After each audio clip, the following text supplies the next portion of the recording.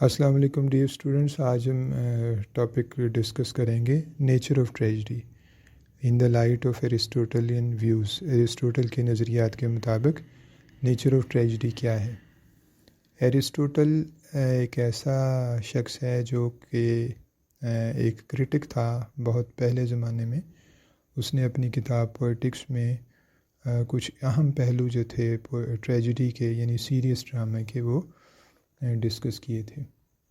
تو سب سے بنیادی بات جو ایرسٹوٹل نے کہی ہے وہ یہ ہے کہ imitation is the common basis of all the fine arts, کہ جتنے بھی فائن آرٹس ہیں، خواہ کو ڈرامہ ہو، پوئٹری ہو یا کوئی بھی اور چیز ہو اس طرح کی، ان کی بنیاد جو ہے وہ امیٹیشن ہے، یعنی کہ کسی کو کاپی کرنا ہے۔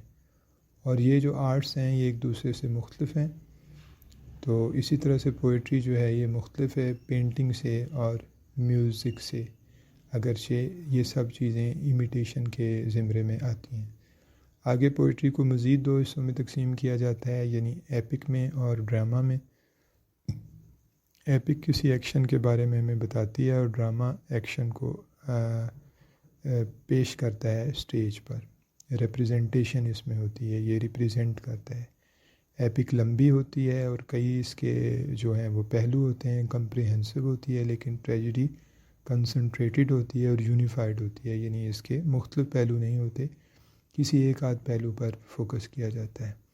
ڈیفینیشن آف ٹریجڈی، تو ایرسٹوٹل کہتا ہے کہ tragedy is the imitation of an action, tragedy کسی ایکشن کی امیٹیشن ہے، یعنی نقل ہے۔ سیریس کمپلیٹ، یہ مکمل ہے، سنجیدہ ہے، اور and of a certain magnitude, اور اس کی ایک خاص حد ہوتی ہے، یعنی خاص اس کی ایک سائز ہوتا ہے یا لمٹ ہوتی ہے جہاں تک اسے لکھا جاتا ہے۔ آگے چل کر ایرسٹوٹل کہتا ہے کہ ٹریجڈی کو خوبصورت لینگویج میں لکھا جاتا ہے، اور ٹریجڈی جو ہے اس میں یہ فرق ہے کہ ٹریجڈی ایکشن کے ذریعے پیش کی جاتی ہے، جبکہ ایپک جو ہے وہ نریشن کے ذریعے، یعنی واقعات کو بیان کر کے پیش کی جاتی ہے۔ اور ٹریجڈی کے اندر سین ہوتے ہیں ایسے جن کے اندر پٹی اور فیئر کی کیفیت ہوتی ہے، اور یہ جو اس قسم کے پٹی اور فیئر کی کیفیت ہوتی ہے، اس کا کتھارسس یا اس کا اخراج کرتے ہیں ٹریجڈی کے ذریعے۔ ٹریجڈی اور کامیڈی میں یہ فرق ہوتا ہے کہ ٹریجڈی سیریس ایکشن کو امیٹیٹ کرتی ہے، جبکہ کامیڈی نان سیریس یعنی غیر سنجیدہ معاملوں کو امیٹیٹ کرتی ہے۔ ہمفرے ہاؤس کے مطابق سیریس کا مطلب ہے گمبھیر یا اہم۔